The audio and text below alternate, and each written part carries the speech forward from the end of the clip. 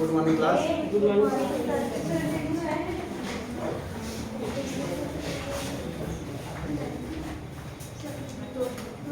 Ecological succession के बारे में कल बताया गया था। आप लोग ज़्यादा ना पीछे तक आवाज़ जा रही है आप? ठीक।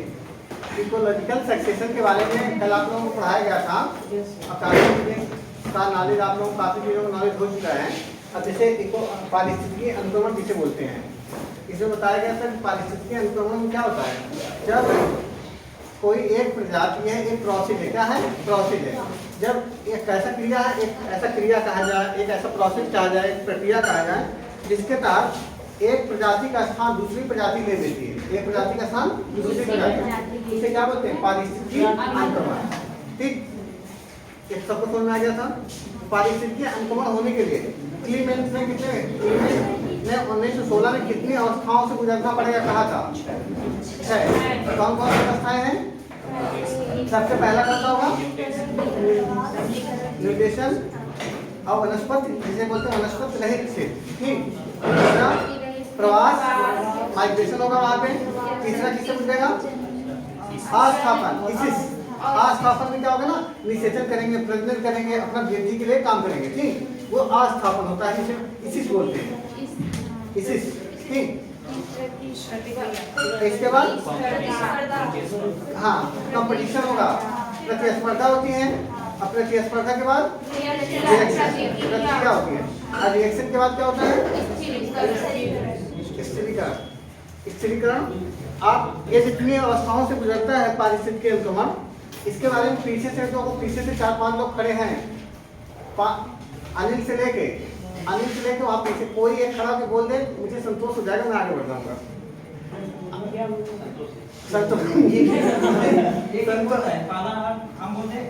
एक नहीं बोलना है। लड़की बतानी चाहेंगी? चलिए दिव्या बताना चाह रहे हैं। दिव्या कह रही है हमसे नहीं पूछते हैं सर। ठीक, पारिस्थितिकी अनुक्रमण जो है ये जो 3 अवस्थाओं से गुजरता है। क्लीमेंट ने बताया था क्या 6 अवस्थाओं से गुजरता है। इन 6 अवस्थाओं के क्रम बताइए। हाँ, नवीनीकरण, वेरी गुड। देखो मत, खड़े रहो। आस्थापन है, स्पर्धा पहले होगा, स्पर्धा कंपटीशन। फिर क्या होगा? हाँ, प्रक्रिया, उसके बाद स्थिरीकरण।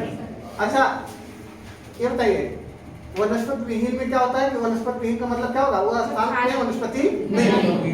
दूसरा में जो प्रवास होता है, प्रवास में क्या मतलब? उसमें दूसरे जीव आने शुरू कर देते हैं। अब स्थल बन गया ना, स्थल बन गया है तो अब वहाँ पे दूसरे जीव आना शुरू करेंगे। वनस्पतियों के किसी रूप में वहाँ पे पहुँचना शुरू करेंगे, इसे बोलते हैं प्रवास। आप कहेंगे वनस्पति कैसे? मान लीजिए एक चिड़िया है, उसने कुछ खाया है और जाके वहाँ पे बीट कर दिया।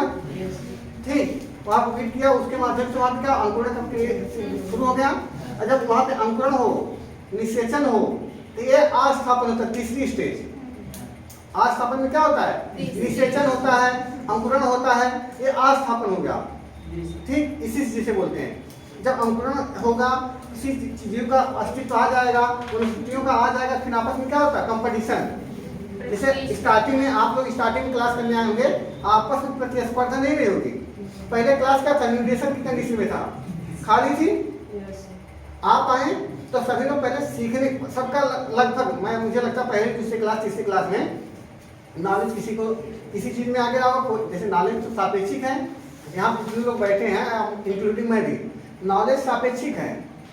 सापेक्ष में कोई चीज हमें आती है, कोई चीज आपको आती होगी। ठीक, लेकिन क्या होगा? पहली क्लास में सभी लोग असहज रहे होंगे कि कहाँ बैठना है। आप क्या कर रहे थे? माइग्रेशन हुआ था पहली बार। माइग्रेशन जब होता है, स्टार्टिंग में कहीं माइग्रेट करेंगे तो तुरंत वही निषेचन नहीं करने लगेंगे, अंकुरण नहीं करने लगेंगे। अंकुरण निषेचन प्रक्रिया है जिसमें आप अंकुरित करके आगे बढ़ रहे हैं। ये तब होगा जब माइंड अस्थायी हो। ठीक, निषेचन की प्रक्रिया तब जाएंगे जब माइग्रेशन करने के बाद आप एक उससे अगली स्टेज में जाएंगे। जब यहाँ पे आप लोग आए होंगे तो आप लोग क्या किए? माइग्रेशन, यहाँ पे माइग्रेशन हुआ, अलग अलग गाँव से आके आप लोग यहाँ पे बैठे। दूसरा स्टेज हो गया, प्रवास हो गया।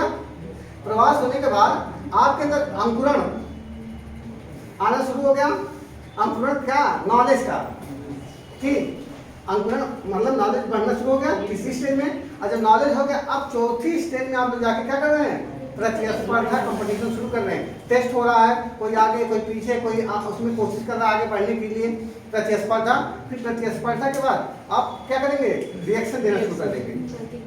अब आपस में क्या होगी, प्रतिक्रिया देना शुरू होगी। यार तुम इतने दिन से पढ़े, तुम आ ही नहीं रहे, तब तुम्हारा नंबर कम आ रहे हैं, तुम आती हो ध्यान नहीं लगाती, तुम्हारा ध्यान कहीं और रहता है, ठीक समझ रहा है। तो ये आपका होगा।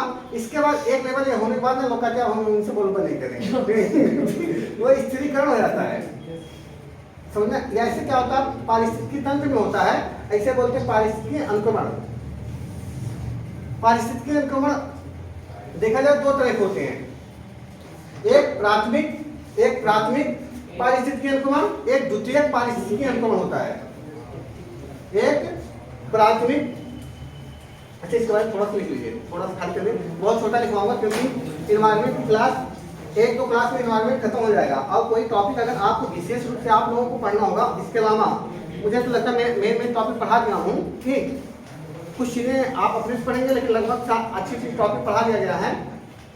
और आप कुछ अपने से पढ़ना होगा, खास करके इसमें बताइए अभी जैसे एक दो टॉपिक में पढ़ाऊंगा, एक दो क्लास और मेरी है इसमें पढ़ाऊंगा, लेकिन आप एक आध क्लास अगर कोई और चीज़ होंगी सर इसके बारे में बता दीजिए, इन्वायरमेंट संबंधित, मुझे लगता है सब बता ही दिए हैं, तो आप बता दीजिए हम बढ़ा देंगे, ठीक।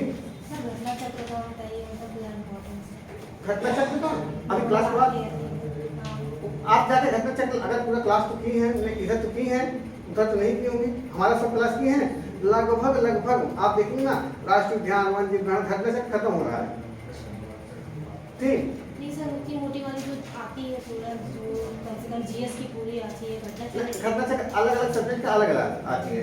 अगर आप इस आयोग की अगर घटना चक्र लेंगे, इतिहास की अलग होगी, आप एसएससी के काम वाली आती है, तो एसएससी की बात नहीं कर रही हैं आप हमें लगता है पीएससी वाली जो पीसीएस की आती हैं उसकी बात कर रहे हैं, उसका एनवायरमेंट का अलग होता है। हिस्ट्री का तुम ले ली होगी, मोटी सी है, हिस्ट्री का भूगोल का है, इन सब की मोटी है, जरूरी होता है प्रीवियस क्वेश्चन थोड़ा सा आप इसको क्लास में बता देंगे, ठीक। इसमें चल रहा पारिस्थितिकी अनुक्रमण लिखिए जल्दी से आप लोग।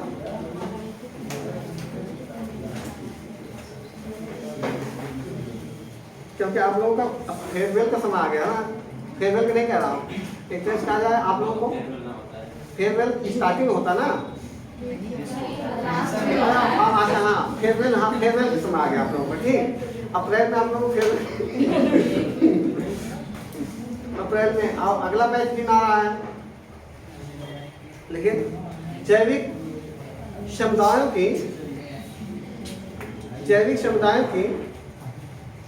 इसे लिखिएगा पारिस्थितिकी अनुक्रमण, जैविक समुदायों की प्रकृति गतिक होती है, गति मतलब गतिशील, जैविक समुदायों की प्रकृति गतिक होती है, गतिक मतलब गतिशील, चेंज होते रहते हैं। जैसे आज जहाँ घास थी कल वहाँ क्या हो सकता है, झाड़ी बन सकती है, और हो सकता है घास खत्म हो जाए जी, और वहाँ पे क्या सिर्फ मैदान बचे, ऐसा भी हो सकता है, ठीक। इसके बाद देखिए, और यह समय के साथ साथ परिवर्तित होती हैं, और यह सब गतिक होती हैं, और यह समय के साथ साथ परिवर्तित होती रहती हैं।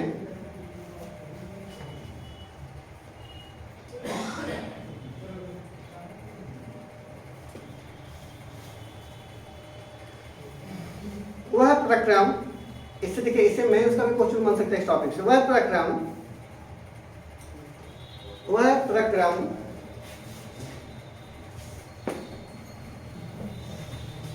जिसके द्वारा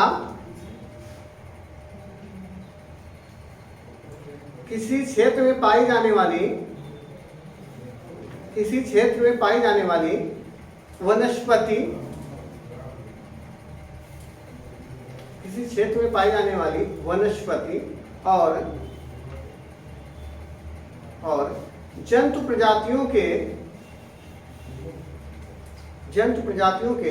समुदाय, जंतु प्रजातियों के समुदाय समय के साथ दूसरे समुदाय में परिवर्तित हो जाते हैं, दूसरे समुदाय में परिवर्तित हो जाते हैं,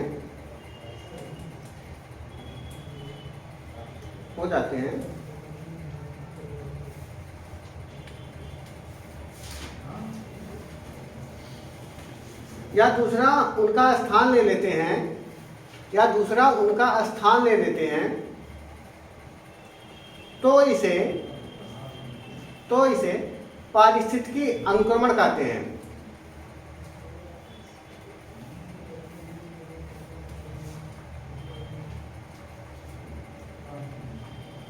पारिस्थितिकी अनुक्रमण कहते हैं।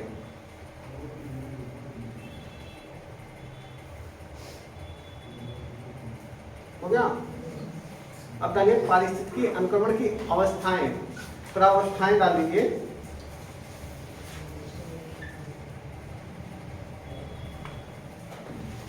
वर्ष 1916 में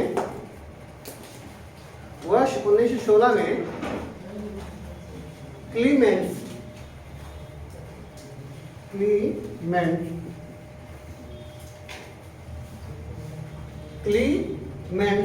ने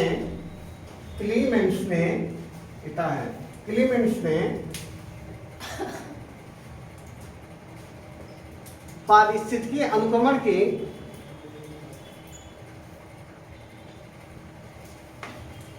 छह अवस्थाओं का वर्णन किया है। नंबर 1,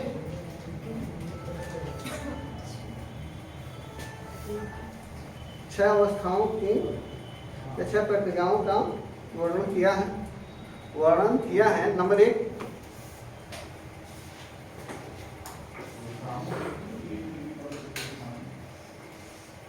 अब लिखिए, छह नाम लिखिए, बोलना ना पड़े मुझे, इतना पढ़ाने के बाद छह कौन कौन सी अवस्थाएं हैं? वनस्पति रहित या न्यूट्रिशन, पहला वनस्पति रहित, न्यूट्रिशन। दूसरा प्रवास, माइग्रेशन। तीसरा आस्थापन, इसिस। आस्थापन के बारे में थोड़ा सा लिख लीजिएगा, क्योंकि हमें लगता है और सबके बारे में बताना नहीं, नाम से पता चल जाएगा। आस्थापन कुछ दिन बाद हो जाएगा। आस्थापन वाली प्रोसेस में क्या होता है, ठीक, इसमें लिख लीजिए। अंकुरण आता है, आस्थापन में अंकुरण आता है, फल लगते हैं,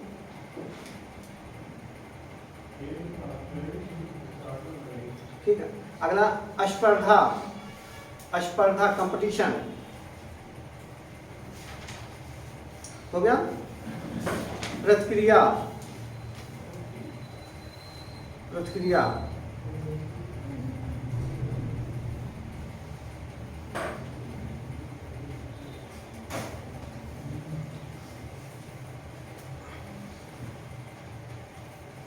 ठीक है। इसके बाद स्थिरीकरण हो गया।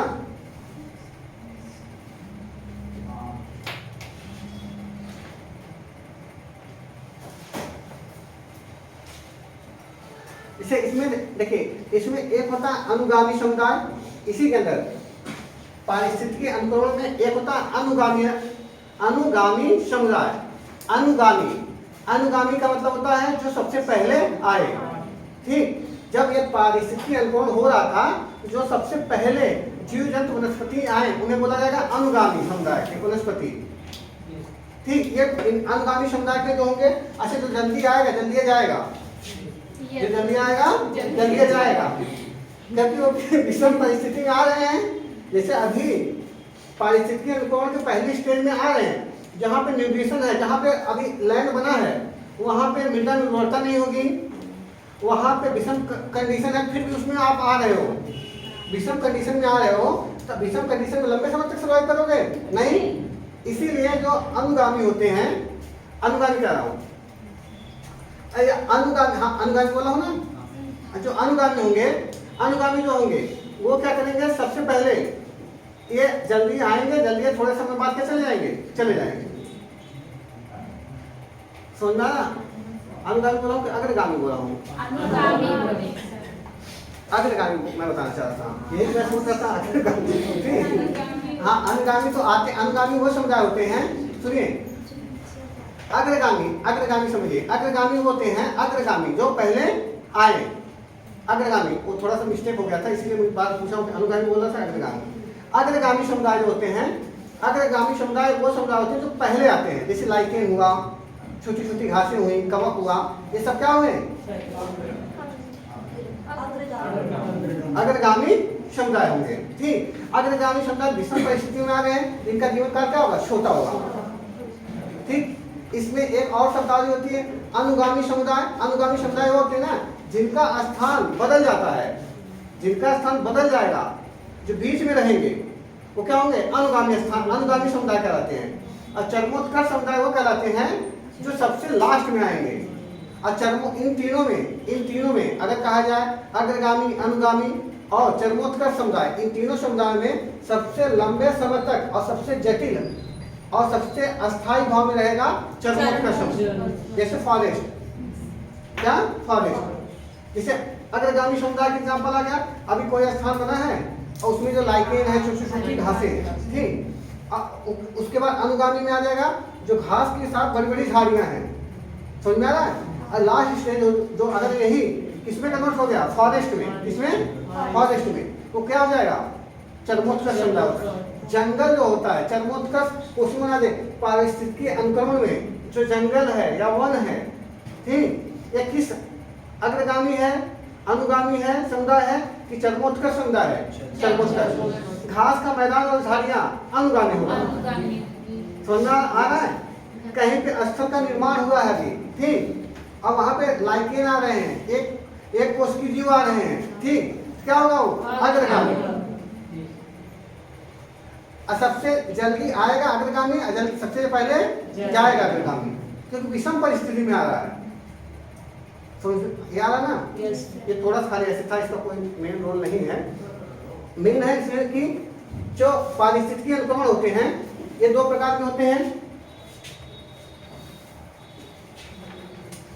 प्राथमिक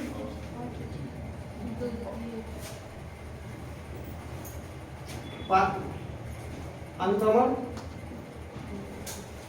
और दूसरा द्वितीयक पारिस्थितिकी पारिस्थितिक अनुक्रमण हो गया दोनों। ठीक, दोनों में अंतर क्या होता है? ये क्वेश्चन बना सकता है। पहला आ जाइए, अगर पूछा जाए पारिस्थितिकी अनुक्रमण कितने प्रकार के होते हैं? 2 टाइप होते हैं, एक प्राथमिक, एक सेकेंडरी। अगर हाँ प्राइमरी सेकेंडरी हो जाए, प्राइमरी में क्या हो जाए? प्राथमिक पारिस्थितिकी अनुक्रमण में क्या आएगा? जब पहली बार कोई लैंड बना हो, उससे पहले उसका निर्माण नहीं हुआ था। समझ में आ रहा है? कोई ऐसा लैंड बने, कोई ऐसे स्थलखंड का निर्माण हो, या स्थलखंड नहीं जलीय पायथन का भी हो सकता है। पारिस्थितिकी अनुक्रमण सिर्फ स्थलीय पायथन पे नहीं, जलीय पायथन में भी होता है। लेकिन पहली बार अगर मैं स्थल के रूप में भी बात कर रहा हूँ, अगर एग्जाम्पल के रूप में, अगर कोई लैंड ऐसा बने जो पहली बार निर्माण हो रहा है, उसमें पहली बार जीव आए, पहली बार वनस्पति आए, तो वो प्राथमिक पारिस्थितिकी अनुक्रमण कहलाएगा।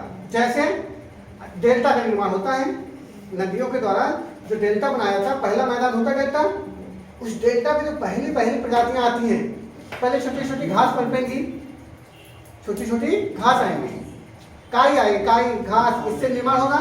और इसके बाद धीमे धीमे देखेंगे उस पर हरियाली आना शुरू हो जाएगी, बड़ी बड़ी घासें आना शुरू हो गई। इसके बाद सुंदर वन जैसे एक डेल्टा वन बन जाएंगे। समझ में आ रहा नहीं आ रहा है? ये जो एग्जाम्पल है प्राथमिक पारिस्थितिकी अनुक्रमण का एग्जाम्पल है। इसके अलावा जैसे कोई आइलैंड बना, ज्वालामुखी का उद्गार हो गया, ज्वालामुखी उद्गार होने के बाद कोई आइलैंड का निर्माण हो गया सागरों के बीच में, कोई द्वीप बना सागरों के बीच में, उसके पहले कोई जीव नहीं रह रहा था, कोई वनस्पति नहीं रह रहा था, वो ठंडा होगा, सबसे पहले स्थल का निर्माण हो जाएगा, वो पहला हो गया। अब म्यूटेशन क्रिएट हो गई, हो पहला स्टेज हो गया। अब उसमें क्या होगा? म्यूटेशन के बाद प्रवास होना शुरू करेगा, पशु पक्षी जाएंगे वहां रुकेंगे, मनुष्य जाएंगे रुकेंगे। अब वहां पे क्या होना शुरू हो गया? प्रवास हो गया, माइग्रेशन दूसरा स्टेज हो गया। तीसरे स्टेज में क्या होगा? वहां पे अब जो वनस्पति है अंकुरित होने लगेंगी, निषेचन की प्रक्रियाएं होने लगेंगी, आस्थापन, ठीक। फिर आपस में ग्रोथ करने के लिए कंपटीशन शुरू होगा। मानव क्या करेगा, मानव वहां पे अगर मानव ही पहुंचा है तो मानव काट काट के उसे मानव काट के फेंकना शुरू, आप क्या कर रहे हैं, कंपटीशन शुरू हो गया है, स्पर्धा शुरू कर दी ना। झाड़ी तो आप काटना शुरू कर दिए हैं, उससे कंपटीशन शुरू आपका है। आप उसके जगह झोपड़ी बना रहे, झाड़ी जैसे आप मकान बनाए उसके बीच में ही एक पीपल का वृक्ष निकल गया दीवार से, वो भी कंपटीशन कर रहा है। आपने उसे, आप देखते हैं वो कंपटीशन शुरू हो गया है। उसके बाद प्रतिक्रिया देगा, वो आपकी दीवार फाड़ देगा, ठीक। फिर आप क्या करेंगे, उस प्रतिक्रिया में उसको काट डालेंगे, ठीक। समझा, ये क्या लास्ट स्टेज बोल रहे हैं। उसके बाद क्या होगा, स्थिरीकरण आ जाएगा। एक समय बाद वो भी नहीं पनपेगा, आप दूसरे ही बोलेंगे, स्थिरीकरण हो गया, ठीक। ये होता है एग्जाम्पल। इसके अलावा ज्वालामुखी उद्गार हुआ, स्थल पे हो गया। ज्वालामुखी लंबे समय बाद ठंडा होगा, लावा है, लावा लंबे समय बाद ठंडा होगा तो क्या बनेगा, स्थल खंड का निर्माण होगा। क्या उस लावा में पहले कोई जीव था? नहीं। पहली बार जब आए प्राथमिक पारिस्थितिकी अनुकरण में जीव और वनस्पतियों की जो उत्पत्ति होती है पहली बार होती है, समझ में आ रहा है। इसके पहले उसमें नहीं, जो स्थल खंड का निर्माण पहली बार हुआ होता है उसे क्या बोलेंगे, प्राथमिक पारिस्थितिकी अनुकरण। जैसे एग्जांपल जलीय पारिस्थितिकी में भी देख सकते, बन जाएगा प्राथमिक पारिस्थितिकी अनुकरण। जैसे कहीं से झील जा रही थी, नदी जा रही थी, नदी है, झील तो स्थिर है, नदी वो जा रही थी, नदी पे बांध बना दिया गया। नदी पे बांध बनाने से अब पानी कलेक्ट होने शुरू हो जाएगा, एक बहुत से बड़े भाग में क्या हो जाएगा, जल का संग्रहण होने लगेगा।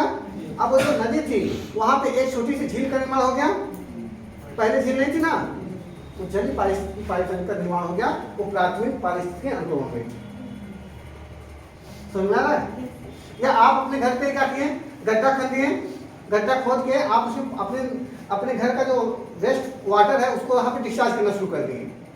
पहली बार पानी कलेक्ट हुआ, जलीय पाइथन बना, अभी पानी आया लैंड है, ये न्यूट्रिशन की कंडीशन है। उसके बाद पानी है, लैंड है, न्यूट्रिशन, पानी है और लैंड मिल गया तो उसमें छोटे छोटे काइट क्रिएट शुरू होंगे, हो गए। दूसरे पहला स्टेज शुरू हो गया है। अब उसमें क्या होगा, धीमे धीमे वनस्पतियां आना शुरू हो जाएंगी, उसी में मेढक कूदना शुरू कर देंगे और मछली भी पनपना शुरू हो जाएंगी, मच्छर ऐसा क्रिएट हो गया। एक चरमोत्कर्ष आ जाएगा, बाद में उसमें ना बड़ी बड़ी घास आ जाएंगी, आपको पता नहीं चलेगा इसके नीचे गड्ढा है, ऊपर से घास दिखाई पड़ेगी, करीब करीब आप उसी में कूदेंगे और फिर जो है इतना घास दिखाई पड़ेगा गर्दन। ये समझ में आ रहा है। जलीय पारिस्थितिकी तंत्र में भी प्राथमिक पारिस्थितिकी अनुक्रमण देखने को मिलता है। ऐसा मत सोचना खाली स्थलित ये जो पारिस्थितिकी अनुक्रमण पढ़ाया जा रहा है ये स्थल पे ही नहीं, जलीय क्षेत्र में भी होता है, समझ में आया। अच्छा, द्वितीय पारिस्थितिकी अनुक्रमण में क्या होता है, इसमें क्या होता है, पहली बार अगर कहीं पे कभी पारिस्थितिकी अनुक्रमण हुआ हो, जैसे मान लीजिए एक स्टेज हुई थी, आपका यहाँ कोई फॉरेस्ट था, कोई वन था, वहां पे वन था, तो इसका मतलब कभी कभी पारिस्थितिकी अनुक्रमण हुआ था, कभी पारिस्थितिकी अनुक्रमण हुआ था। लेकिन क्या हुआ, चरमोत्कर्ष अवस्था के बाद क्या होगा, वो डाउन होगा।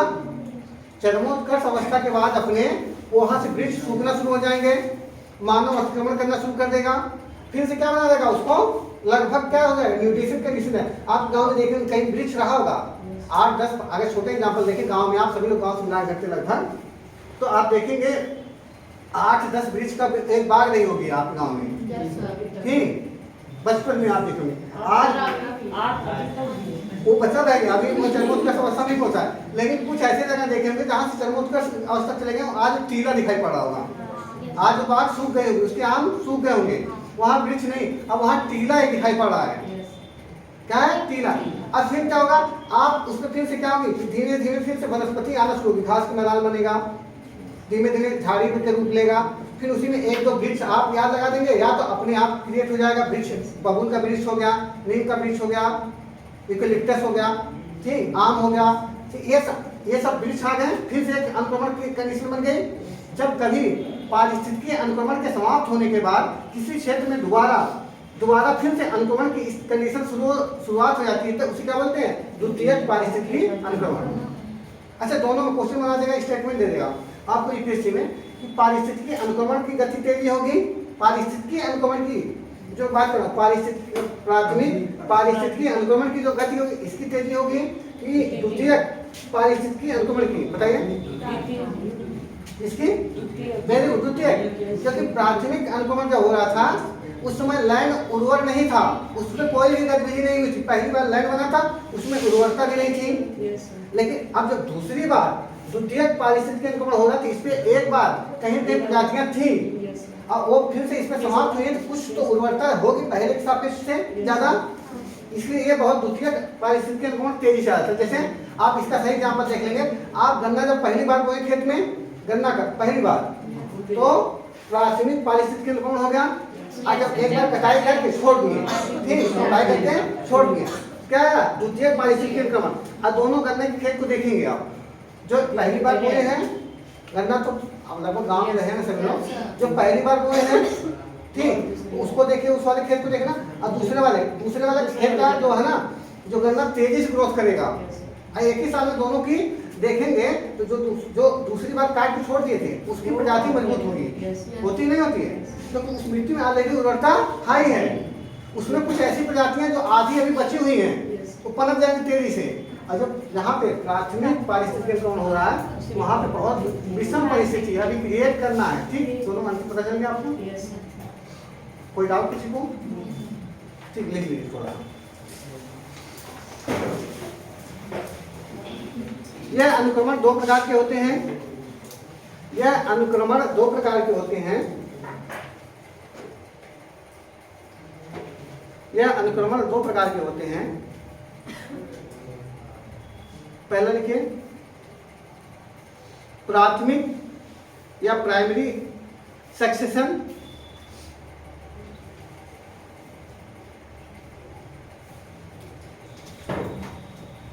देखिए प्राथमिक अनुक्रमण खाली क्षेत्रों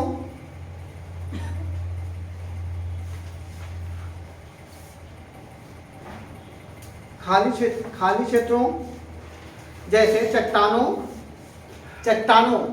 कोई है, नई चट्टान का निर्माण हुआ है, चट्टान का निर्माण आप ज्वालामुखी उद्गार से होगा नहीं होगा? होगा, ठीक, चट्टानों कामा नवनिर्मित डेल्टा, नए निर्मित डेल्टा,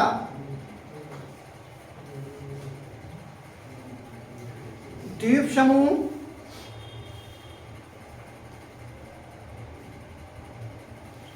हिमोड आदि में होता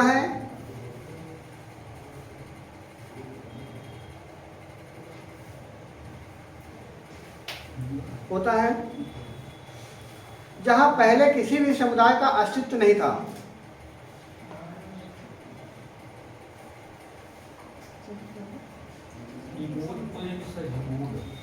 हिमोड बोला हूं, हिमोड,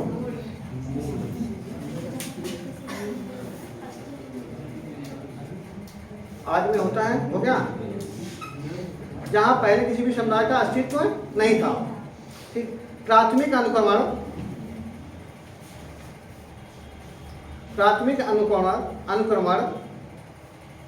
धीमी गति से होता है,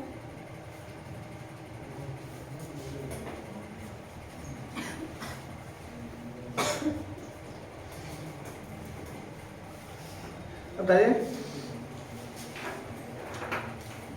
अच्छा, एक बना ही देते क्यों नहीं, आप लोग एक फ्लोचार्ट बना देंगे, एग्जाम में कोशिश करेगा, एक मैप बना दीजिए, जैसे ऐसे बना दीजिए, ऐसे दिखा दीजिए, नवनिर्मित चट्टान दिखा दीजिए कोई, ठीक, नवनिर्मित चट्टान, ठीक, नवनिर्मित चट्टान, जितना फ्लोचार्ट थोड़ा बना देंगे मेंस में तो नंबर बढ़ जाते हैं, क्योंकि जो कॉपी चेक करने वाला रहता है वो आपको फ्लोचार्ट देख लेता है, जो समझ में आया तो बच्चे को समझ में हो सकता भाषा में ना लिख पाया हो, ठीक, नवनिर्मित चट्टान है, नई निर्मित चट्टान है, ठीक। अब इसके बाद इसको दिखाइए, नवनिर्मित चट्टान पे घास का मैदान,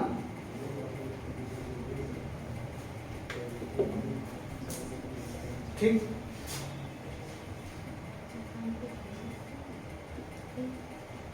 अगले स्टेज में क्या होगा, नवनिर्मित चट्टान पे वृक्ष, पर्वतीय वृक्ष बन जाएंगे, वृक्ष होंगे यहाँ पे, घास सूंघ दिए होंगे,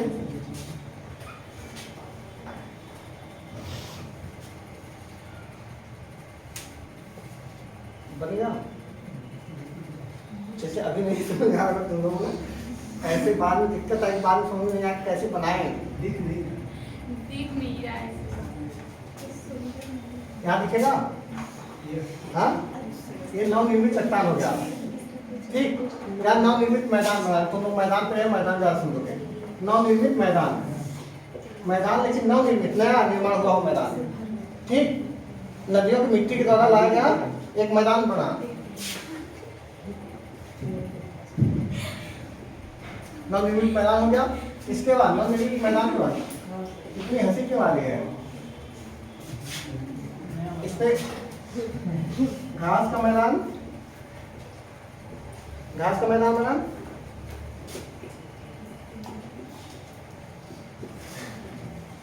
ठीक, इसके बाद इसी में और इसी मैदान से क्या हो गया?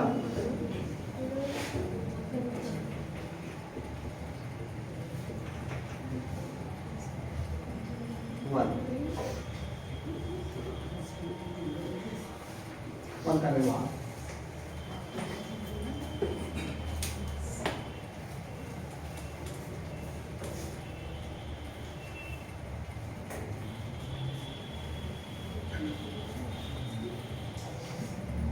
दिखाई पड़ रहा ऊपर वाला?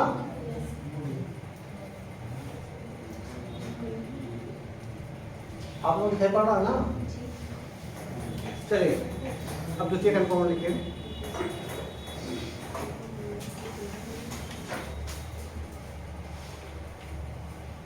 Secondary succession. तो ये देखिए, इसके हमेशा फ्लो चार्ट बनाते समय नंबर देखो, एक नंबर क्यों पड़ता है। इसे फ्लो चार्ट सब लोग बनाएंगे। इसके नीचे अगर मान लीजिए इसके ये जो है पारिस्थितिकी अनुक्रमण लिखा है, यहाँ पे लिखना इसके नीचे प्राथमिक पारिस्थितिकी अनुक्रमण।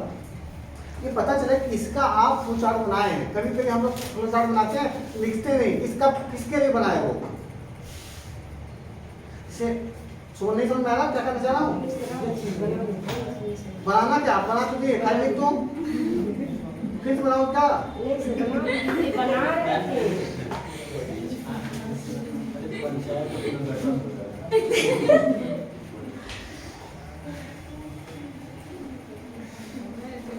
हो गया। चलिए द्वितीयक अनुक्रमण लिखिए। द्वितीयक अनुक्रमण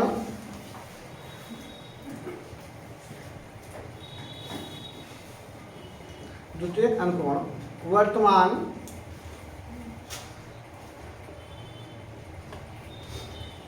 द्वितीयक अनुक्रमण वर्तमान प्राकृतिक वनस्पति की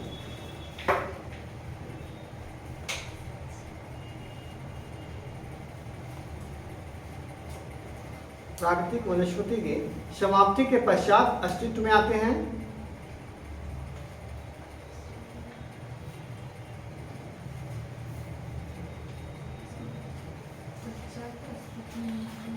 के पश्चात अस्तित्व में आते हैं।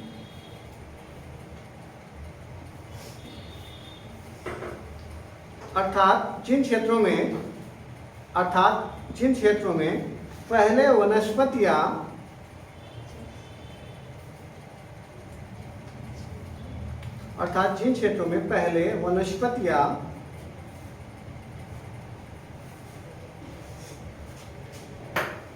वनस्पत समुदाय का विकास हुआ था,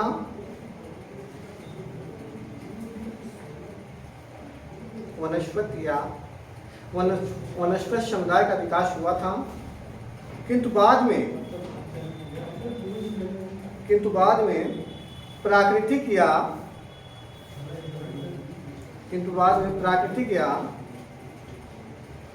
मानवीय कारणों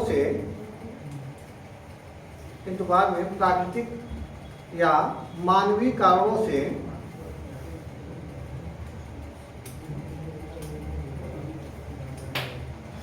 उस क्षेत्र की वनस्पति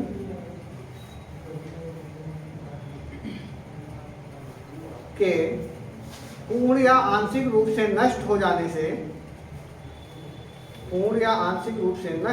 से हो जाने से वनस्पति समुदाय का पुनः विकास होता है।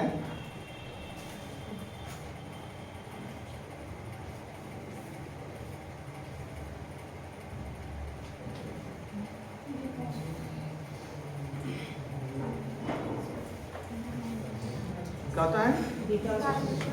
विकास। इसे द्वितीयक पारिस्थितिकी अनुक्रमण कहते हैं। इसे द्वितीयक पारिस्थितिकी अनुक्रमण कहते हैं।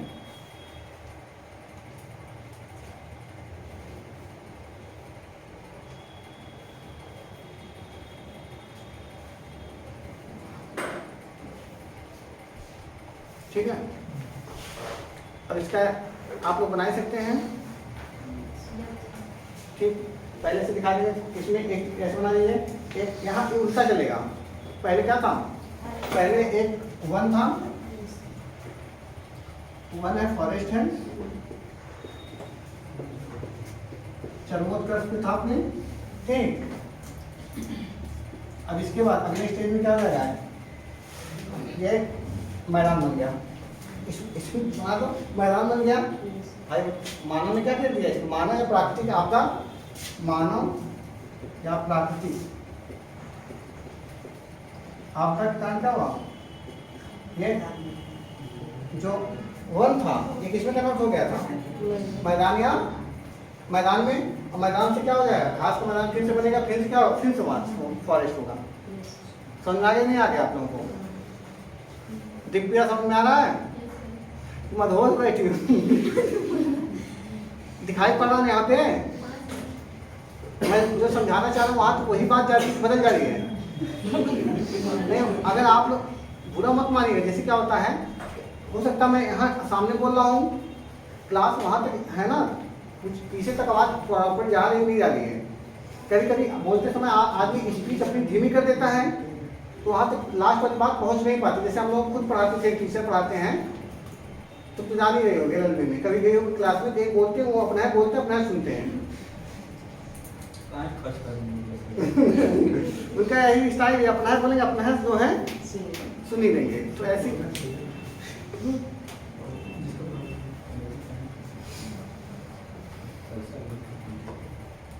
हो गया। अब हेडिंग डालिए सहजीविता। एक कुछ शब्दावलियां हैं, पूछ लेता है इसकी। सहजीविता, सहजीविता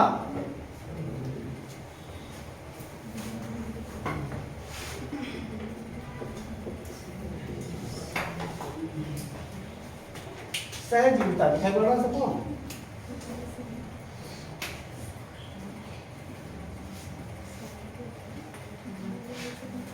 क्वेश्चन पूछ लेता है सहजीविता क्या है। ठीक, जैसे किस संबंध को सहजीविता कहेंगे? यूपीएससी ऐसे बनाता है शब्दावलियों में। जैसे जो दो प्रजातियों के बीच का जो संबंध होता है, जो दो प्रजातियों के बीच का संबंध होता है, उनके बारे में बातें होंगी। थोड़ा कुछ शब्दावली जो आती है पूछ लेता है। उसके बाद फिर हम चलेंगे हरित ग्रीन गैस पे। ठीक, कीटो प्रोटोकॉल। इसके बाद आप चलेंगे मॉन्ट्रियल प्रोटोकॉल पे चले आएंगे, ओजोन से संबंधित। और कुछ कल क्लास में कुछ जो है परियोजनाएं जो चली थी, जैसे अंगूर परियोजना कब चली थी, एलिफेंट से संबंधित हाथी मेरा साथी परियोजना कब चली थी, ठीक, मगरमच्छ परियोजना कब चली थी, ये सब थोड़ा सा बता के हो जाएगा। तो सहजीविता, सहजीविता मतलब क्या? ऐसा दो प्रजातियों के बीच में ऐसा संबंध, उस संबंध में क्वेश्चन पूछता है सहजीविता के संबंध में क्या दोनों को फायदा मिलता, किसी एक को फायदा मिलता, किसी एक को फायदा मिलता, दूसरे को नुकसान था। हम वही संबंध बनाएंगे। दो लोगों के बीच में ऐसा होगा संबंध, या तो दोनों फायदा हो जाए, दोनों नुकसान हो सकता है, एक को फायदा दूसरे को नुकसान, ठीक, या दोनों कोई प्रभाव ही नहीं पड़ा, ऐसा भी संबंध होता है, दोनों कोई प्रभाव ना पड़े। तो सहजीविता में क्या होता है? सहजीविता में जैसे कुछ बच्चे बता रहे हैं, सच बता रहे हैं, सही बता रहे हैं कि सहजीविता में, सहजीविता साथ साथ में जीवन है। ठीक, जब तक दोनों लोग हैं तभी तक साथ साथ में रहेंगे। सहजीविता साथ में जीवन है। समझ आ रहा है कि एक दूसरे पे क्या होता है? एक दूसरे के साथ रहने में ही प्रॉफिट होता है। लाभ दोनों को एक साथ रहेंगे, दोनों एक साथ रहेंगे तभी लाभ में होंगे। जैसे लाइकेन, लाइकेन में आप देखते हैं शैवाल और कवक, लाइकेन में शैवाल और कवक, ये सजीवता के एग्जाम्पल हैं। प्रवाल, प्रवाल और शैवाल, यहाँ भी सजीवता का संबंध है, नहीं है? ऐसा संबंध जिसमें दोनों को क्या हो, प्रॉफिट, दोनों प्रजातियों को प्रॉफिट हो। क्वेश्चन पूछा हुआ, यूपीएससी पूछा हुआ था, यही क्वेश्चन पूछ लिया था कि जो लाइकेन होता है, लाइकेन में कैसा संबंध देखने को मिलता है? स्पर्धा भी एक होता है, स्पर्धा भी, स्पर्धा में क्या हो सकता है? स्पर्धा में दोनों को नुकसान होगा, कंपटीशन में क्या होगा? दोनों को नुकसान होगा। दो प्रजातियों के बीच में कंपटीशन होगा तो दोनों के बीच में क्या होगा? नुकसान होगा। क्या यहाँ पे क्वेश्चन पूछा था लाइकेन में किस प्रकार की संबंध देखने को मिलते हैं? कौन सी? सहजीवी। लाइकेन किससे मिलकर बना होता है? कवक और शैवाल। शैवाल कवक को क्या प्राप्त करते हैं? भोजन। लाइकेन आप लोग देखे होंगे, कौन नहीं देखा? लाइकेन, लाइकेन लाल की काई होती है, हाथ पे काई लगी और उस पे हल्का हल्का बाल जैसा दिखाई पड़ेगा, वो जो शैवाल होता है, छोटा छोटा, ठीक। पेड़ों पे कभी कभी बरसात के मौसम में, क्योंकि वर्षा के मौसम में क्यों, अगर क्वेश्चन का यूपीएससी बहुत जटिल समस्याएं क्रिएट करती है, कहेगी वर्षा ऋतु के समाप्त होने पे या वर्षा ऋतु के समय में ही क्यों लाइकेन देखने को मिलते हैं? इसका कारण, मुख्य कारण क्या है? क्योंकि पोल्यूशन उस समय, वायु प्रदूषण सबसे कम होता है, क्योंकि वायु प्रदूषण क्या होता है? वर्षा काल क्या होता है? नीचे बैठ जाता है। और लाइकेन वायु प्रदूषण का सबसे अच्छा इंडिकेटर है। थोड़ा सा वायु प्रदूषण नहीं होगा तो विलुप्त हो जाएगा, समाप्त हो जाएगा, मर जाएंगे, दोनों क्या हो जाएंगे? मर जाएंगे। आप वर्षा के ऋतु के समय ही लाइकेन इसलिए दिखाई पड़ता है क्योंकि उसके लिए इस समय अनुकूलित दशाएं क्रिएट होती हैं। अनुकूलित दशाएं क्या? वायु प्रदूषण कम हो जाता है। सुनना, गर्मियों में लाइकेन नहीं देखने को मिलेंगे, गर्मियों में वायु प्रदूषण हाई होता है, गर्मियों में वायु प्रदूषण। देखो आप कवक तो क्रिएट हो जाएगा गर्मी में। वायु कैसी होती है? आर्द्र होती है, गर्मी में आर्द्र है, आर्द्रता जहां मिलेगी कवक क्रिएट होगा। जैसे अब गर्मी आ रही है, रिंग गार्ड, इच गार्ड सब शुरू, इनकी जरूरत पड़ेगी, क्योंकि जहां पे हमारे, ठीक, अब जहां पे हमारे यहाँ मॉइस्चर क्रिएट होगा वो सूखेगा नहीं, क्योंकि जो हवाएं चल रही हैं, अभी तक की जो ठंड में हवाएं चल रही थी, शुष्क हवाएं चल रही थी, अब गुजर रही थी हमारे, हम नहाए, आप लोग अभी, अब देखिए, अभी तक आप लोग नहाते थे, तौलिए से पोंछते थे, नहीं पोंछते थे, कपड़ा सीधे पहन लेते थे ठंड में, स्वेटर पहन लेते। अब कोई कभी नहीं हो सकता, दांत खास खुद इस पीरियड में हो रहा है तो आप समझिए आपको स्किन जैसी कोई समस्याएं हैं अगर ठंडक में हो रहा है, क्योंकि हवाएं शुष्क है, खुद खींच के लेके चली जाएंगी। यहाँ तक कि आपकी ओर से खींच लेती हैं, आपकी जो चिक है, गाल है, यहाँ से जो जहाँ की अगर स्किन मुलायम है वहाँ से क्या होगा? तेजी से जल का क्या होगा? वाष्पोत्सर्जन होगा और वहाँ पे झुर्रियाँ क्रिएट हो जाएंगी। लेकिन अब गर्मी आ रही है, अब आपको क्या करना पड़ेगा? अब जहाँ पे पसीना होगा वो पार्ट पे पसीना सूखेगा नहीं, क्योंकि हवा जो चल रही है, जो हवा चल रही है वो लेके क्या लेके चल रही है? आर्द्रता लेके चल रही है। वाष्पीकरण इतना हो रहा है, आर्द्रता लेके घूम रही है। हवाएं गर्म हैं लेकिन आर्द्र हैं, हवाएं गर्म हैं लेकिन आर्द्र हैं। जब आर्द्रता लेके जाएगी कहीं घुसे की, मान लीजिए अब घुसी वहां आपके शरीर में जा रही है, अब पानी आ लेगी तो ले नहीं जाएगी, ले नहीं जाएगा। और जो जलवाष्प होगी, जो वाष्प रूप में है, उस स्किन के पास आएगी, हो सकता है वो, और वहां पे जलवाष्प को भी, जो जलवाष्प वायुमंडल में जा रही है उसको भी वहां पे पानी के रूप में छोड़ दिया है। तापमान डाउन जाएगा तो छोड़ देंगे। आपके शरीर में क्या होगा? मॉइस्चर बढ़ेगा, मॉइस्चर बढ़ेगा तो कवक लग जाएंगे, लेकिन आपके ऊपर शैवाल नहीं आ पाएंगे। ये मत सोचिएगा लाइकेन कवक आ गया तो जहाँ कवक आएगा वहीं शैवाल आ जाएगा, शैवाल उत्पन्न हो जाएगा। शैवाल नहीं, आपके शरीर पे लाइकेन देखने को नहीं मिलेगा, क्योंकि आप पोंछते रहते हैं अपने आप को, ठीक, लेकिन जो वृक्ष है वो अपने आप को पोंछ नहीं पाता है, डेली कपड़ा पहनता नहीं है। अगर आप लोगों के ऊपर भी लाइकेन आ जाएगा, जब कपड़ा मत पहने इसी अवस्था में जो आसमान पड़े तो आप ऊपर भी लाइकेन हो सकता है। लाइकेन का मतलब हो गया, लाइकेन कवक और शैवाल का क्या है? इनके बीच का संबंध सहजीविता का संबंध है। समझ में आया? यूपीएससी थोड़ा दिमाग लगाना चाहती है, अगर पूछे कभी कि किस ऋतु में लाइकें ज़्यादा देखने मिलेंगे तो आप बता देंगे वैसा कोई भी चीज क्वेश्चन सॉल्व करने के तरीके होते हैं। एक चीज बता रहा हूँ, मेंस के क्वेश्चन सॉल्व करने के तरीके होते हैं। जैसे पूछा जाए भारत में गरीबी बहुत है, इसे दूर करने का उपाय, जिस कारण से गरीबी है वही दूर कर दो, यही उपाय हो जाएंगे। किस कारण से गरीबी है तो तुम्हें पता है, अब उसी जो गरीबी है जिस कारण से उसी को पकड़ लो, मेन की बना दो, अब उसे कम करते जाओ। शिक्षा का अभाव जो है, ठीक, ऐसे कम करना, शिक्षा का अभाव जो है इसे क्या कर दिया जाए, इसे और जो शिक्षा का अभाव इसे कम करके इसे बढ़ा दिया जाए, शिक्षा का स्तर बढ़ा दिया जाए। आप ऐसे बना के लिखिए। कुछ होते हैं जैसे देखो जब मेंस लिखने जाएंगे कॉमन हो जाएगा, आपको लगता है जो लोग प्री विभाग मेंस लिखने आते हैं सबका नॉलेज कॉमन हो जाएगा। आप सुबह पढ़ेंगे, जैसे सुबह पढ़ें पीसीएस में सुबह दिए शाम दिए, सुबह दिए शाम दिए, एक दिन में 4 पेपर आप देंगे, पढ़ पाएंगे कुछ नहीं। सुबह में 1 घंटा और दोपहर में 2 घंटा कोई लंच होगा, उसमें आप सुबह अभी 3 घंटा लिख के 2 घंटा लिख के आए हैं, तब फिर जाना है पेपर देने, ठीक, फिर आप जा रहे हैं पेपर देने, तब तक कहाँ पढ़ पाएंगे, 2-3 घंटा लिखने के बाद फिर पढ़ लिख पाएंगे। लेकिन आपको लिखना है जो अपने आप पेशेंस बना के रखें, जिसको लगे हम पेशेंस बनना, कुछ लिखेंगे और थोड़ा माइंड उसका साथ याद हुआ कुछ नहीं रह पाएगा। जिसका प्रेजेंस आप माइंड बना के लिखने की क्षमता होगी, जितना बेहतर लिखोगे तुम्हें पता भी नहीं चलेगा। तुम्हारा पड़ोसी सोचे हम किसी बुद्धिमान थे, हमारा मेंस लिख लेगा, मेंस किसका निकल जाएगा वो किसी को पता नहीं। बहुत अनिश्चितता आ जाती है मेंस में। अगर आप मेंस दिए कब इंटरव्यू चलेगा आपको पता भी नहीं चलेगा। इंटरव्यू दिए हैं कब बन जाएंगे इंटरव्यू का 1 महीना बाद तो खेल आ जाता है। लिखिए सहजीविता, सहजीविता में दोनों प्रजातियों को लाभ होता है, सहजीविता में दोनों प्रजातियों को लाभ होता है।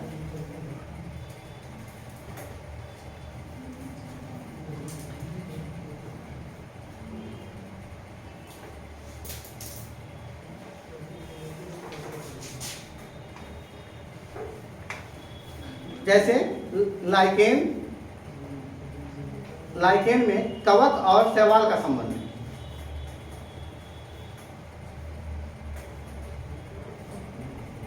लाइकेन में कवक और शैवाल का संबंध,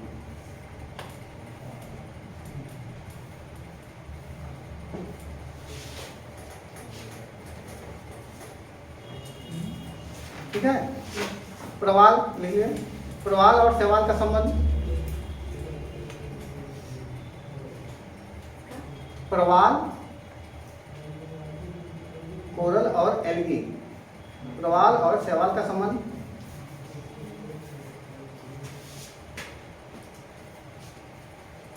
मम्मी और पापा का संबंध प्रॉफिट मिलेगा तो साथ में रहेंगे तो, ठीक।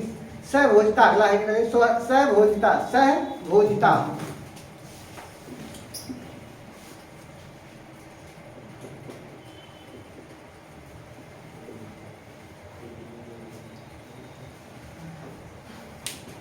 सहभोजिता, सहभोजिता क्वेश्चन पूछेगा, सहभोजिता का संबंध कहाँ देखने मिलेगा, सहभोजिता बताओ। इसमें क्या होगा, 2 प्रजातियां होंगी, इसमें दोनों को फायदा होगा, दोनों को नुकसान होगा, एक को फायदा होगा, एक को नुकसान होगा, क्या होगा इसमें, यही क्वेश्चन बनाता है। सहभोजिता का संबंध ऐसा संबंध होता है जिसमें एक को तो प्रॉफिट हो लेकिन दूसरे को नहीं, कहीं नुकसान मिलता, न्यूट्रल कंडीशन रहती है।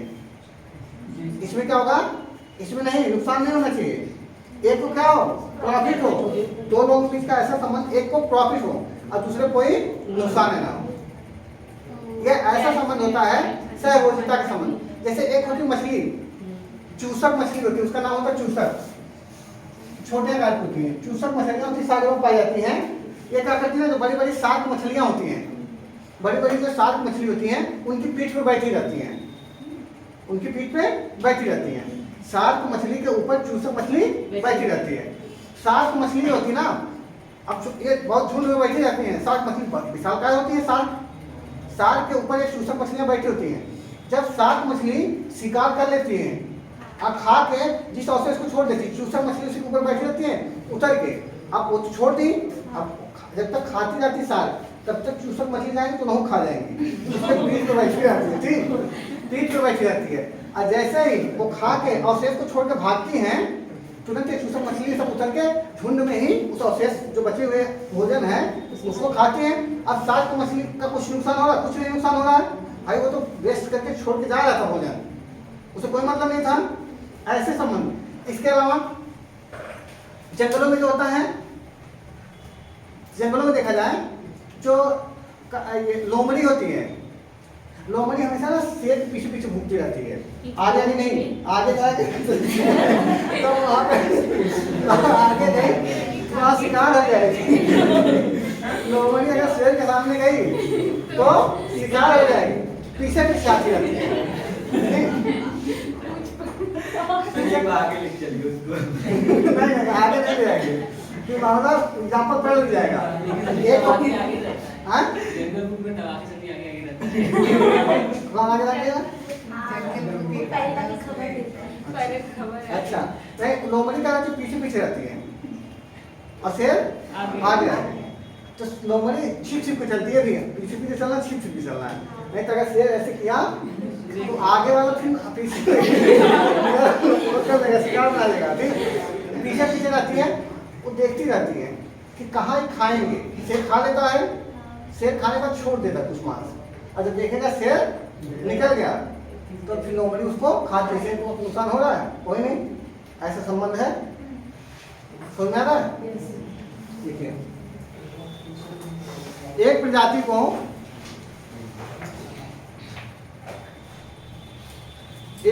को लाभ होता है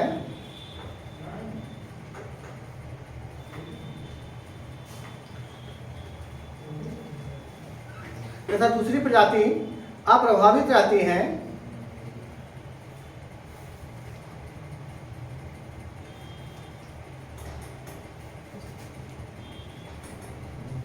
एक प्रजाति को लाभ होता है तथा दूसरी प्रजाति अप्रभावित रहती है। अप्रभावित, कोई प्रभाव उसके ऊपर नहीं होता। जैसे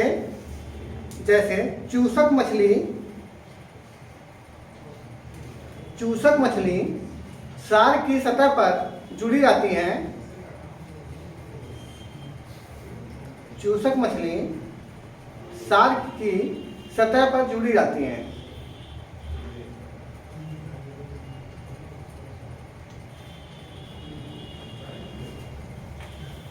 अगला स्पर्धा का लिए, अगला स्पर्धा कंपटीशन, अगला स्पर्धा कंपटीशन।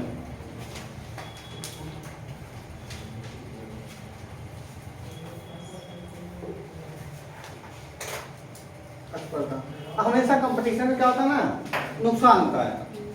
दोनों प्रजातियों को क्या होगा? नुकसान होगा। समझ में आ रहा है? दोनों प्रजातियों को नुकसान होगा। क्यों? जैसे कंपटीशन में, जैसे एग्जांपल इसका देखना हो, अगर पूछे स्पर्धा, इन्वायरमेंट स्पर्धा में, जैसे वैसे तो देखो कंपटीशन तुम्हारे रूप में, अगर हम अपने मानव जीवन में ले रहे हैं तो कंपटीशन सकारात्मक नकारात्मक दोनों प्रभाव पड़ सकता है। हो सकता है आप कंपटीशन करने लगे, आपका रूम पार्टनर 4 घंटा पढ़ रही है, आप कितना पढ़ लें? 8 घंटा पढ़ लें। आप देख रहे हैं रूम पार्टनर सो रही है, अपना पढ़ने में मन था तब भी सो गए, ऐसा होता होगा। जैसे अगर जिसके पास रूम पार्टनर रहते होंगे, अगर रूम पार्टनर सो रहा है, चलाओ यार अपना दोस्त सो रहा है, उतना तक कमरे तक हम लोग सीमित रहते हैं। उसी अवस्था अगर हम तो थोड़ा जागे भी, ये सो रहा है, लाओ हम सो लेते हैं। इसमें दोनों को नुकसान हो गया, दोनों सो के समय खराब कर रहे हैं। एक हो सकता है दोनों, वो सो रहा था तब तक वो पढ़ रहा है, उसका नींद देखा भी पढ़ रहा है, वो फिर बैठ गया, और दोनों पढ़ने लगे, क्या हो गया? फायदा हो गया, दोनों फायदा हो रहा है, ठीक। तो ये तो कंपटीशन में, मानव जीवन में सकारात्मक, हमेशा कंपटीशन करना चाहिए, सकारात्मक वे में। समझ में आ रहा है? सकारात्मक, जैसे कोई पैसा कमा रहा है तो आप उससे डबल कमाइए, ठीक। लेकिन नहीं, आप पैसा कोई कमा रहा है, आप कैसे कमा रहे हैं, उसका छीन के लेकर भाग आए, ठीक, चोरी करना शुरू कर दिया, कमा के लाओ हम तुम्हारा चोरी करेंगे। तो ये, अरे चोर है तो भाई उसका भी काम यही तो है, चोरियां करना। बताओ, चावल बताओ, जिसकी चोरी होती बताता है।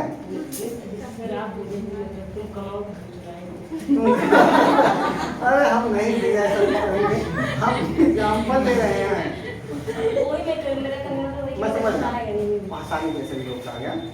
ठीक, जो स्पर्धा होता है इन्वायरमेंट में जब बात की जाती है, जब पूछे कंपटीशन, कंपटीशन में दोनों प्रजातियों में क्या होगा, नुकसान होता है। जैसे एग्जाम्पल, बिल्ली और सांप है, चूहे को लेकर कंपटीशन करेंगे तो दोनों में क्या होगा, दोनों को नुकसान होगा। दोनों को क्या होगा, नुकसान होगा। कि बिल्ली है, एक चूहा खाई, सांप 2 चूहा खा, अंत में क्या हो जाएगा, चूहा खत्म हो जाएंगे, नहीं हो जाएंगे। जितनी भूख हो उतना खाओ, यहाँ तक मत डाल लो। बिल्ली सांप का 2-3 से खा लिया है, फिर 1-2 तो पेट में लेके भूख रहा मोटा हो जाते हैं जैसे, ठीक, बाद में निकल उगल के फिर खाएंगे। ऐसा करते हैं। तो ऐसे में क्या हो जाएगा, ऐसे कंपटीशन करेंगे तो नकारात्मक, दोनों में क्या होता है, नकारात्मक प्रभाव पड़ता है। देखिए स्पर्धा, आप लोग की शादियों में पहले बचपन में जाते होंगे, एक लड्डू ले लिया फिर दूसरे हाथ डाल या ऐसा होता नहीं। जैसे होते हैं जो पुरुष है, पहले गमछा लेके शादी में लोग जाते थे, पूरे गांव के लोग गमछा लेके जाते थे, तो छेना मिलता था, 1 प्लेट ऐसे ले लिए, 1 प्लेट ले लेते थे, सोचते थे घराती वाला देख लेगा तो अपने गमछा ढक देते थे। गमछा में सब क्या हो, उसका रंग बदल गया। अब ये भूल जाते थे 30-40-50 के गमछा में और 30-15-20 का जो मिठाई छेना है काम खराब कर दिया। लेकिन वो नुकसान हो रहा दोनों का, इनका गमछा नुकसान हुआ, जो घराती वाले का मिठाई का प्लेट खराब हुआ। ठीक, लेकिन ये जो संबंध है घराती और बनाती ये भी क्या कंपटीशन है। आप ईमानदारी से लेते हैं, तुझे पता रहता कहाँ कितना प्लेट गया है, बाद में कम पट्टी कहता भाई तुम्हारे कुछ लोग 2-3 प्लेट लिए हैं, व्यवस्था तो किए थे। अब ऐसे वाला उनका भी खराब हो जाए, साबुन नहीं मांग सकते, साबुन दे दो, धुलना चाहिए। देखिए आप लोग इसमें दोनों प्रजातियों का नुकसान होता है।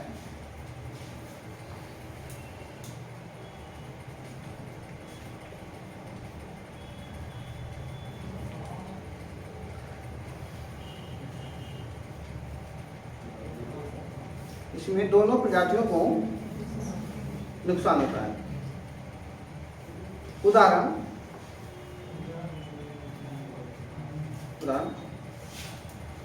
चूहे की कमी का प्रभाव बिल्ली व सांप दोनों को पर पड़ेगा।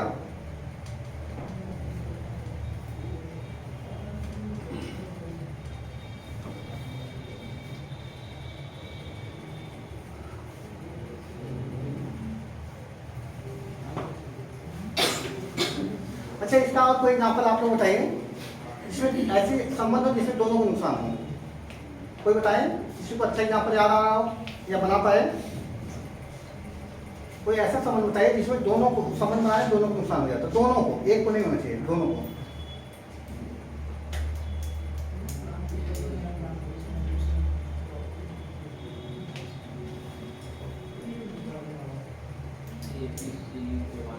हाँ बताइए, बताओ, बोलो, बोलना चाहिए, बताओ। सर जैसे कोई महाशक्ति होती है, इन्वायरमेंट में बात कर लेना। जैसे इसमें आप जैसे इसे पता चले, मेंस में ऐसा कोई एग्जाम्पल नहीं देंगे जिससे आपकी जाति पता चले, आपकी कास्ट पता चले, आपका रिलीजियंस पता चले, आपका धर्म के प्रति आस्था है, धार्मिक है, आप ये सब नहीं दिखाई पड़ेगा। नहीं तो आप काफी चेक करने वाला ऐसा व्यक्ति है जो धार्मिक नहीं हो, उसका बेबी सबने खाली इसीलिए लड़ाई होता हो, चाहे तुम धूप बत्ती जलाती हो, पोल्यूशन फैला रही हो, ठीक, और फिर मिल गया कोई कहे धूप बत्ती जलाना चाहिए, वहाँ नहीं निकाल पाती, नहीं लाओ, इनको काट देते हैं। तो ऐसा सच बता रहा हूँ। जैसे आपको जैसे मेंस हम लोग लिखते थे तो मेंस में टेस्ट सीरीज जब हम लोग करते थे तो टेस्ट सीरीज में प्रॉपर यही चेक होता था। जैसे हमने था महात्मा गांधी के बारे में लिखना था, महात्मा इस शुरुआती में पूर्वी उत्तर प्रदेश का व्यक्ति जाता है, महात्मा गांधी जी बहुत इज्जत दे रहे थे। तो एक हम वो कॉपी चेक करने वाले जो थे वुमेन्स की, उन्होंने बताया था कि आप ये गलती करते जा रहे हैं कि जी क्यों लगा रहे हैं। इससे पता चला महात्मा गांधी के प्रति आपका जुड़ाव पहले से है। आपसे पूछा जा रहा महात्मा गांधी के विचारों का वर्णन करिए, ठीक, या वर्तमान समय में उनकी प्रासंगिकता क्या है। आप जी डी लगा के जा रहे हो पहले से, इसका मतलब उनकी तरफ पहले में झुके हुए बार बार दिखा रहा है। ठीक, सब तो नहीं सर बढ़ाओगे तो फिर नंबर नहीं मिलेगा। तो ऐसी गलती कोई भी नहीं करेंगे आप लोग मेंस में। ठीक, किसी भी सरकार का नाम लेने से बचेंगे। वर्तमान सरकार डालेंगे, ये नहीं डालेंगे नरेंद्र मोदी द्वारा चलाई गई ये नीति बहुत बेहतर है। वर्तमान सरकार, हो सकता है तुम्हारी कॉपी तब तक दूसरी सरकार में चेक हो रही हो और उसमें किसी को बना दिया गया, डीन बनाया गया हो, खाली जो दूसरी सरकार आई हो उसने ही एसओडी बना दिया हो। किसी डिपार्टमेंट के सब यूनिवर्सिटी को कॉपी चेक करते हैं यूपीएससी की, और वो बैठा और इसीलिए बना हो नई सरकार आई थी इसने प्रमोशन किया है। अब तुम उदाहरण किसी का नाम किसी लेके तो ये क्या वर्तमान सरकार क्या आ जाएगा। तो अब तुम समझो ये सरकार की बात कर रहे हो उस सरकार की, जब कॉपी जाएगी हमेशा वर्तमान में बात होती है। तो कुछ शब्दावलियाँ होती हैं, इनको मेंस में ध्यान नहीं रखेंगे। ये नंबर बढ़ाने के तरीके होते हैं। जैसे टेस्ट सीरीज लेने के बाद यही तो बताते हैं टीचर किसमें क्या देखना है। हर सब्जेक्ट का अपना अपना रोल होता है। जैसे इतिहास का टॉपिक लिखना है, आंसर राइटिंग, उसका अलग रोल होता है। इतिहास में क्रमबद्ध तरीके से भूमिका बहुत बेहतरीन होनी चाहिए, निष्कर्ष बहुत बेहतरीन होना चाहिए, आंसर बैलेंस होना चाहिए, क्रमबद्धता टूटनी नहीं चाहिए। ये इतिहास है। भूगोल का इतना नहीं, भूमिका मत बांध देना। भूगोल में उष्णकटिबंधीय चक्रवात क्या होता है, भूमिका मत बांधने लगना। भूमिका मतलब समझ लो ना, निबंध लिखते थे भूमिका बांधते थे।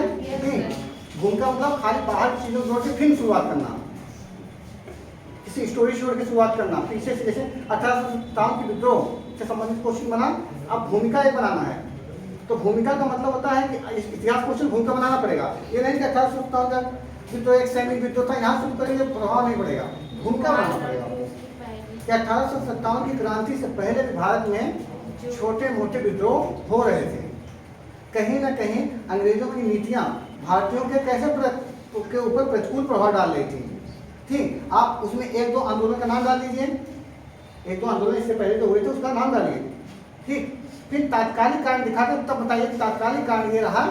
जैसे इसके पहले सती प्रथा उन्मूलन हो गया था, हिंदुओं की आस्था चोट पहुंचाया गया था, विधवा पुनर्विवाह अधिनियम ला दिया गया था, हिंदुओं की धार्मिक आस्था चोट पहुंचाया जा रहा थी नहीं।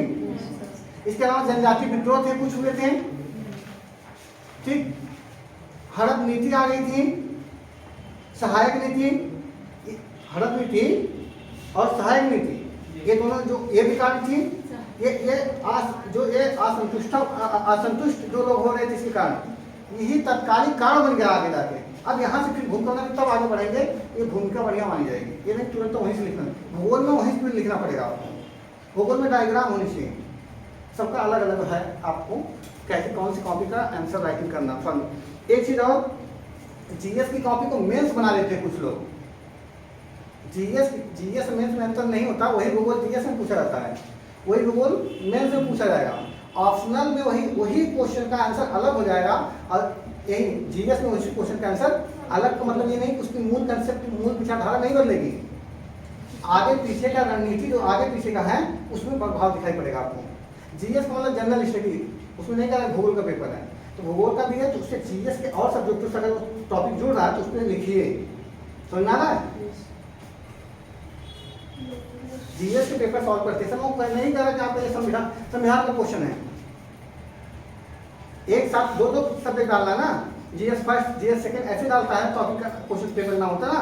जीएस का जनरल स्टडी, अगर उसमें संविधान का क्वेश्चन है तो मूल संविधान लिखिए, लेकिन उसमें लास्ट में अगर उसमें कुछ और सब्जेक्टों से लिंकअप है तो उसका एग्जाम्पल देंगे तो आपका अच्छा नंबर बढ़ेगा। लोग एक ही सब्जेक्ट पे सीमित रह जाते हैं। अब मेंस में यही संविधान का क्वेश्चन है, संविधान में रहिएगा, संविधान गवर्नेंस इससे संबंधित ही रह जाएगा।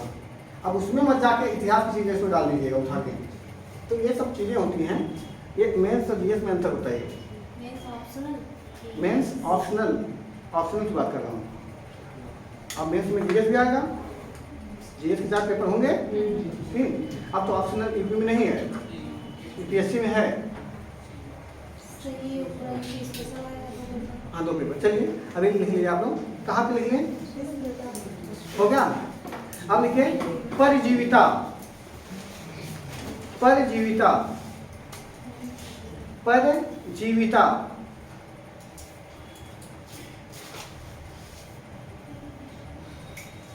परिजीविता इसमें क्या होगा, एक को लाभ दूसरे को नुकसान होगा।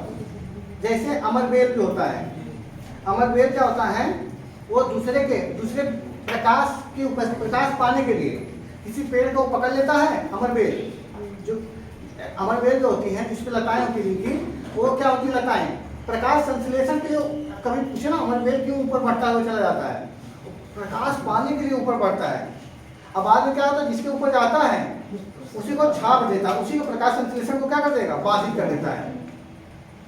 से आप लोग इसका और अच्छा एग्जाम्पल, अगर आप लोग गांव समाज में रहे हैं तो आप लोग अपने यहाँ लौकी या नेनुआ करेला बोए होंगे कहीं, किसी पेड़ के ऊपर चढ़ा देना, उसको सुखा देते हैं उनको, क्योंकि ये क्या करते हैं, फैलते इतना तेजी से कि उसके ऊपर फैल जाते हैं और प्रकाश को ऊपर से रोक लेते हैं, उसकी ग्रोथ को डाउन कर देते हैं, क्योंकि उसका प्रकाश संश्लेषण क्या करने लेते हैं, बाधित।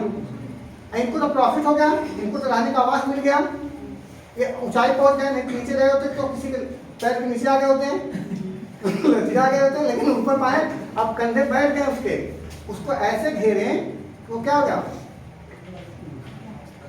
सूख रहा है। ठीक, सब ये तो देखिए ना आप लोग, वेरी गुड। देखिए परिजीवता, एक प्रजाति को लाभ,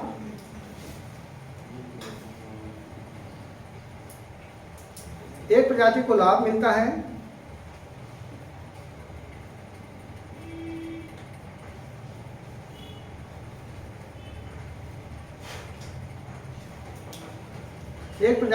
मिलता है तथा दूसरी प्रजाति को हानि होती है। जैसे अमरबेल का दूसरे पौधों पर उगना, जैसे अमरबेल का दूसरे पौधों पर उगना।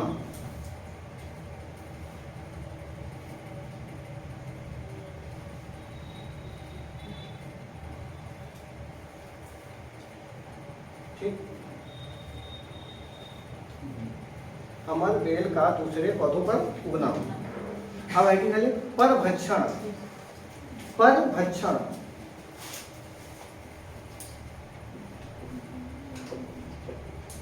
परभक्षण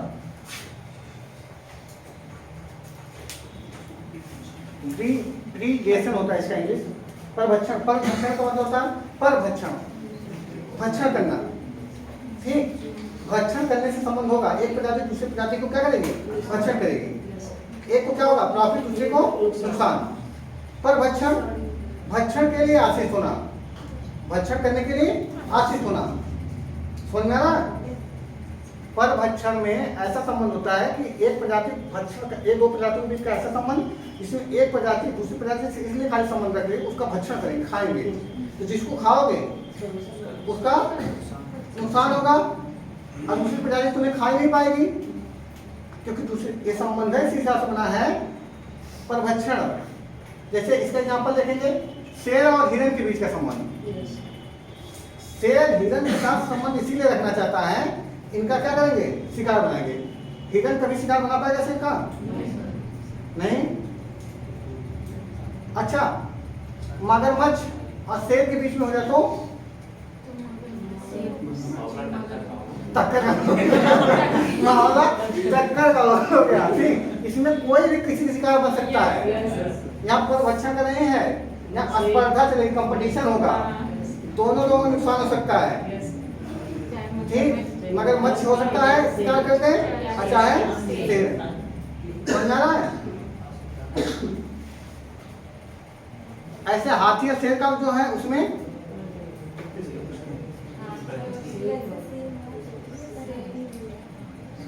अरे भाई हाथी जब बोला जाती ना, शेर कहाँ पे, शेर उतना ऊपर उछाल मार पाएंगे? ठीक, तो हाथी जब अगर आ गए अपने आप पे, सबसे खतरनाक जंगली हाथियां होती हैं। कभी आप किसी कार्बेट में घूमने जाएंगे, जो गाइड होंगे वो बताएंगे कि सबसे बच के रहना हुआ हाथी से। हाथी अगर पागल हो गए तो कुछ भी तहस नहस कर डालते हैं। ठीक, तो यहाँ पे भी कंपटीशन हो जाएगा, कंपटीशन होगा यहाँ पे भी। ठीक, शेर भी उसकी पकड़ बहुत अच्छी होती है ना। शेर का मतलब ऐसा नहीं, शेर स्मार्ट भी होता है, ये नहीं कि ताकतवर, ताकतवर तो गधा होता है। खच्चर होता है सबसे खच्चर, ठीक। शेर समझदार हो तो कहाँ पकड़ता है, तुम्हारे जब तुम्हें पकड़ेगा गर्दन पकड़ेगा, उन्हें हाथ पकड़ ले तो हाथ पकड़ ले, जैसे मतलब हाथ पकड़ ले। इसीलिए कभी शेर के पाले पड़ना तो गर्दन बचाना, तो गर्दन बचाने की एक ही चीज है, शेर दो चीजें। आज से बड़ा दिशा यहाँ पर पढ़ लिया, हाँ कर लिया पर अच्छा लिखिए। एक प्रजाति को लाभ होता है, एक प्रजाति को लाभ तथा दूसरी प्रजाति को हानि होती है।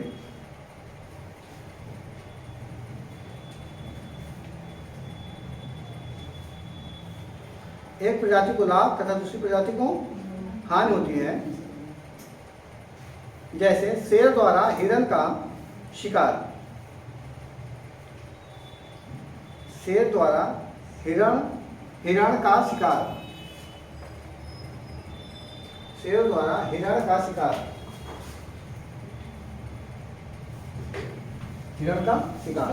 अब अगला डालिए, असहभोजिता, असहभोजिता, असहभोजिता का संबंध।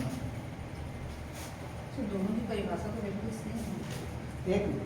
एक में भक्षण करने के लिए, खाने के लिए कंपटीशन बनाया, हाँ दोनों में लगभग सेम है।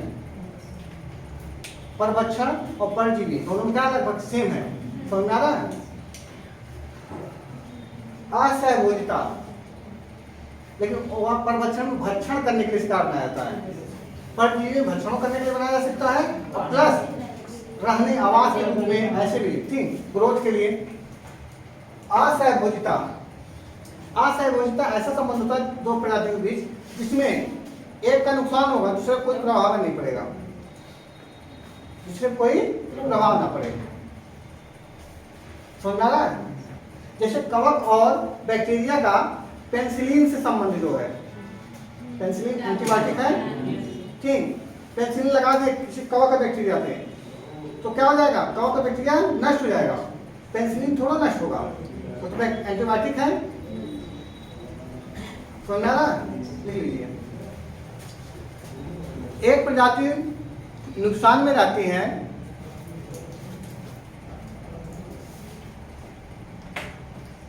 एक प्रजाति नुकसान में रहती है तथा दूसरी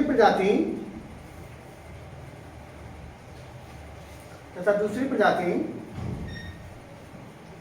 अप्रभावित रहती है।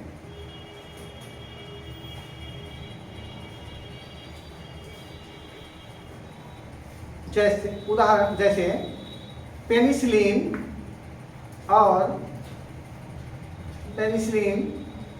तथा कवक और बैक्टीरिया के बीच का संबंध।